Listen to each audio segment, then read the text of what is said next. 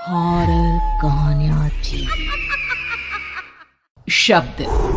तुझे भरोसा नहीं ना, तो फिर जा अपने कमरे में जाकर देख। तेरे पलंग के नीचे तुझे तेरी माँ की हड्डियां मिलेंगी। प्रभात दौड़कर अपने कमरे में जाता है और अपने पलंग के नीचे देखता है। वहां पर सचमुच एक कंकाल पड़ा हुआ था और उसके शरीर पर जो कपड़े थे वो प्रभात की माँ के थे। क्या बात है, आज तो आप सुबह से ही बहुत बिजी हैं। ऐसा क्या लिख रहे हैं? बस एक फैमिली की कहानी लिख रहा था। जैसे हमारी फैमिली है ना, तुम, माँ और मैं, लेकिन थोड़े अलग तरीके से, क्योंकि ये कहानी हॉरर है और इसमें जो आदमी है ना, मैंने उसकी बीवी को मार दिया है। मतलब कहानी में ऐसा लिखा है। और जानती हो, उसके बाद जो बीवी है ना, वो एक बुरी आत्मा बन जाती है। क्या बेटा, इस तरह की डरावनी कहानियां क्यों लिखता है तू? जानता है ना, हम जो सोचते हैं, जो लिखते हैं, हमारा दिमाग पूरा दिन वैसा ही होता रहता है। माँ, परेशान होने वाली क्या बात है? राइटर हूँ मैं, मेरा तो काम है कहानियां लिखना। और वैसे भी ये सिर्फ एक कहानी है माँ, कोई सच नहीं है। उसके बाद कुछ दिन बीत जाते हैं। एक रात प्रभात को अपने ऑफिस से लौटने में देरी हो जाती है। रात के लगभग 12 बजे हुए थे। प्रभात जैसे ही अपने घर पहुंचता है, उसने देखा कि उसकी पत्नी दुर्गा डाइनिंग टेबल पर उसका इंतजार कर रही है। आ गए आप? कब से आपका इंतजार कर रही थी। देखिए ना, खाना भी ठंडा हो गया है। अरे दुर्गा, आज तुमने अपने इतने लंबे लंबे बालों को खोलकर क्यों रखा है? तुम तो हमेशा अपने बाल बांध कर रखती हो। वो क्या है ना प्रभात, जब इंसान अपनी जिंदगी से मुक्त हो जाता है ना, तो उसे दूसरे सारे बंधन खोल देने चाहिए। इसलिए मैंने अपने बालों के बंधन भी खोल दिए। ये तुम किस तरह की बातें कर रही हो? तुम ठीक तो हो? मैं बिल्कुल ठीक हूँ प्रभात। अच्छा चलो खाना खाओ। वो क्या है ना दुर्गा, मुझे भूख नहीं है। ऑफिस में कुछ खा लिया था। कोई बात नहीं, मैं तुम्हारे लिए एप्पल काट देती हूँ, एप्पल खा लो। नहीं दुर्गा, मुझे नहीं खाना है, मेरा मन नहीं है यार। तभी अचानक से दुर्गा अपने हाथ में एक बड़ा सा चाकू लेकर प्रभात पर हमला कर देती है। प्रभात अपने आप को बचाने की कोशिश करता है। आज मैं तुझे नहीं छोड़ूंगी, तुझे अपने साथ लेकर जाऊंगी अपनी दुनिया में। ये क्या बोल रही हो तुम? तुम्हारा दिमाग खराब हो गया है। आखिर तुम हो कौन? दुर्गा अपनी गर्दन टेढ़ी करते हुए बोलती है। मैं दुर्गा हूँ, तुम्हारी पत्नी। ध्यान से देखो मेरी आंखों में। प्रभात बुरी तरह से डर जाता है और घबराहट में वो चाकू अपनी पत्नी के पेट में मार देता है। उसकी पत्नी की वहीं के वहीं मौत हो जाती है और उसकी चीख की आवाज सुनकर उर्मिला दौड़ते हुए बाहर आती है। ये तूने क्या किया प्रभात? तुमने अपनी पत्नी का खून कर दिया। लेकिन तू तो उसे बहुत प्यार करता था बेटा। तूने बहू को क्यों मार डाला? माँ, ये आपकी बहू नहीं थी, इसके अंदर कोई बुरी आत्मा घुसाई थी। मैं नहीं जानता ये सब कैसे हो गया, लेकिन वो मुझ पर हमला कर रही थी, मुझे मारने की कोशिश कर रही थी। माँ, मैंने कुछ नहीं किया। ये तूने क्या कर दिया बेटा? दुर्गा ने मुझे कहा था कि वो तेरी कहानी को उस कैरेक्टर की तरह एक्टिंग करके तुझे डराने की कोशिश करेगी।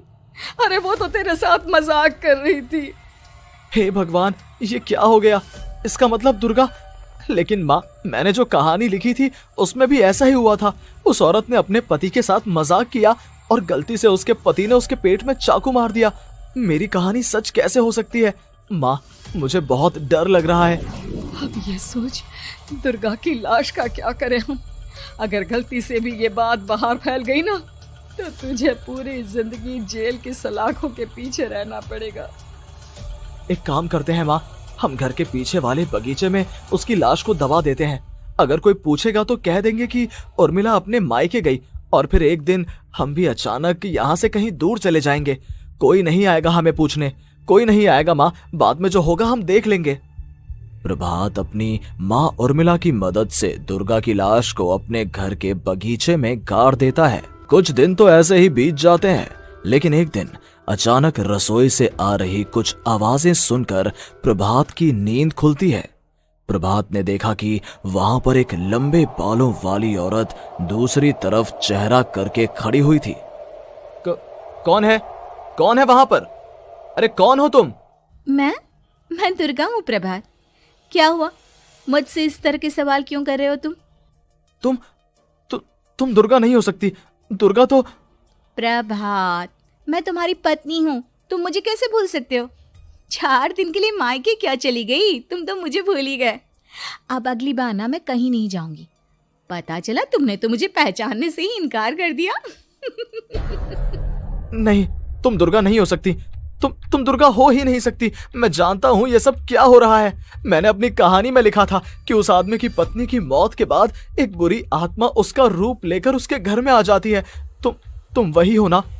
और अचानक से खूबसूरत दुर्गा का चेहरा काला पड़ जाता है। उसकी आंखें लाल हो जाती हैं और पूरे शरीर पर बाल, लंबे नुकीले नाखून, उसके दोनों पैर उल्टे हो जाते हैं और बेहद डरावनी आवाज में वो चिल्लाकर कहती है, बुरी आत्मा, मेरा खून करके मुझे अपने ही घर में गाड़ कर तू मुझे बुरी आत्मा कह रहा है? मैं तुझे छोड़ूंगी नहीं। और अचानक से प्रभात के घर में बेहद डरावनी आवाजें गूंजने लगती हैं। घर में चारों तरफ बहुत सारी बुरी आत्माएं नजर आने लगती हैं। प्रभात घबरा कर अपनी माँ को आवाज देता है, माँ कहाँ है आप? जल्दी आइए माँ, देखिए ना ये सब क्या हो रहा है। प्रभात ने देखा कि अचानक से उसकी माँ कमरे से दौड़ कर आती है। क्या हुआ प्रभात? और ये लोग कौन है? इन सब की गर्दन टेढ़ी क्यों है? इनके बाल खुले हुए। प्रभात, ये सब लोग तो मुझे मरे हुए नजर आ रहे हैं। हाँ माँ, ये सब लोग मरे हुए ही हैं और ये ठीक वैसा ही हो रहा है जैसा मेरी कहानी में हुआ था।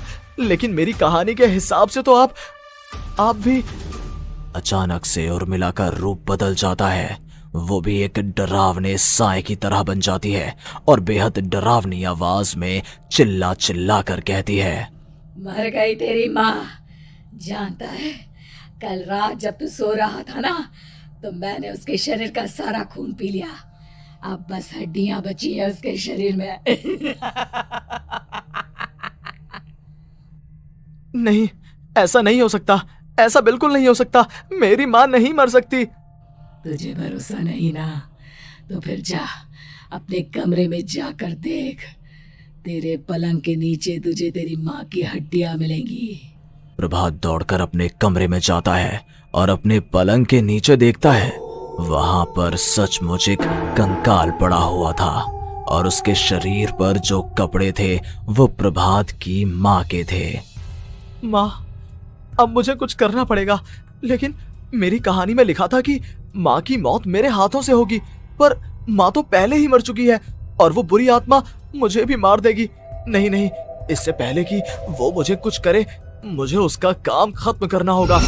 प्रभात अपने हाथ में बड़ा सा चाकू लेकर उस बुरी आत्मा पर हमला कर देता है जिसने प्रभात की माँ का रूप लिया हुआ था, और अगले ही पल वो नीचे गिर जाती है और उसके शरीर से खून बहने लगता है। ऐसा नहीं हो सकता। एक बुरी आत्मा के शरीर में तो खून होता ही नहीं है। तो क्या सच में मैंने अपनी माँ को मार दिया? लेकिन अभी कुछ देर पहले तो फिर वो कंकाल किसका है? और ये कौन है? मैं पागल हो जाऊंगा। और अपनी माँ की लाश, इसका मैं क्या करूं? लोग पूछेंगे तो मैं क्या जवाब दूंगा? तभी वहां पर दुर्गा का रूप लेकर जो आत्मा थी उसने प्रभात से कहा, गाड़ दे अपनी माँ को ले जाकर उसी जगह जहाँ तूने मेरा खून करके मुझे गाड़ दिया था। जा, चला जा। घबराया हुआ प्रभात पागलों की तरह अपनी माँ की लाश को लेकर बगीचे में गाड़ देता है। प्रभात की हालत पागलों जैसी हो जाती है। वो अपने आप को अपने घर में बंद कर लेता है। कहानी के हिसाब से तो आगे ये हुआ था कि कहानी लिखने वाले ने उन बुरी आत्माओं से डरकर आत्महत्या कर ली थी। तो क्या मैं भी मर जाऊंगा? क्या मैं भी आत्महत्या कर लूंगा? एक काम करता हूँ, मैं अपनी कहानी का अंत बदल देता हूँ। हाँ, ये मैंने पहले क्यों नहीं सोचा। मैं लिख दूंगा कि कहानी को लिखने वाला आत्महत्या नहीं करता, बल्कि कहीं दूर जाकर नए सिरे से अपनी जिंदगी शुरू करता है। यही सोचकर प्रभात ने अपनी लिखी हुई कहानी को बाहर निकाला और उसे पढ़ना शुरू किया। ये देखकर वो हैरान रह गया कि कहानी का क्लाइमैक्स तो किसी ने पहले ही बदल दिया था। ये क्या? इसमें तो लिखा हुआ है कि आखिर में उस लेखक की पत्नी और माँ दोनों बगीचे में जिंदा दफन थे। बुरी आत्माओं ने उनको कैद करके रखा था और वो लेखक अपनी माँ और पत्नी दोनों को जिंदा बाहर निकाल लेता है। लेकिन ये सब लिख किसने दिया? प्रभात दौड़कर बगीचे में जाता है और वहां पर खुदाई करना शुरू कर देता है। प्रभात देखता है कि वहां पर लकड़ी के 2 बड़े संदूक हैं और उनके अंदर से आवाजें आ रही हैं। प्रभात, प्रभात बचा लो मुझे, अगर थोड़ी देर और हो गई तो वो मुझे छोड़ेगी नहीं। बेटा देखो, मैं इस बक्से के अंदर बंद हूँ, प्लीज मुझे बाहर निकालो, वो बुरी आत्मा किसी भी वक्त मुझे मार डालेगी। प्रभात वो दोनों बक्से बाहर निकालता है और अपनी पत्नी और माँ दोनों को आजाद करवा लेता है।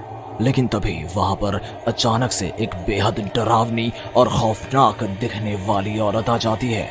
तुझे क्या लगा था इतनी आसानी से अपनी पत्नी और माँ को बचा लेगा? बस 5 मिनट और उसके बाद अमावस का चांद आसमान में आने ही वाला है। लेकिन तूने इन दोनों को बाहर निकाल लिया, अब तुझे मरना होगा। नहीं, मैं जानता हूँ मैं नहीं मरूंगा, और अब आगे क्या करना है ये भी मुझे पता है। प्रभात, ये बहुत खतरनाक है, हमें मार डालेगी। प्रभात, चलो यहाँ से। नहीं दुर्गा, अब मुझे अच्छी तरह से पता चल चुका है कि इस बुरी आत्मा से हम कैसे पीछा छुड़वा सकते हैं। और इतना कहकर प्रभात अपने हाथ में पकड़ी हुई सिंदूर की थैली उस बुरी आत्मा के ऊपर उछाल देता है। कुछ ही देर में वो जमीन पर गिरकर राख में बदल जाती है। ये सब क्या हो रहा था बेटा? ये सब तुम्हारी लिखी हुई इस कहानी की वजह से हुआ है ना? नहीं माँ, पहले मुझे भी ऐसा ही लगा, लेकिन बाद में पता चला कि बरसों पहले हमारे इस बगीचे की जमीन के अंदर किसी को जिंदा गाड़ दिया गया था और बस उसी औरत की आत्मा हमें परेशान कर रही थी। उसी ने मेरे शब्दों में जान डालकर उस कहानी को जिंदा कर दिया था। मुझे माफ कर दो प्रभात, मैंने आपकी कहानी के साथ छेड़छाड़ की थी और उसे बदल दिया था। माफी मांगने की जरूरत नहीं है दुर्गा, तुम्हारे उस बदलाव की वजह से ही आज हम सब जिंदा हैं, क्योंकि आखिर में कहानी में वो हुआ जो तुमने लिखा था।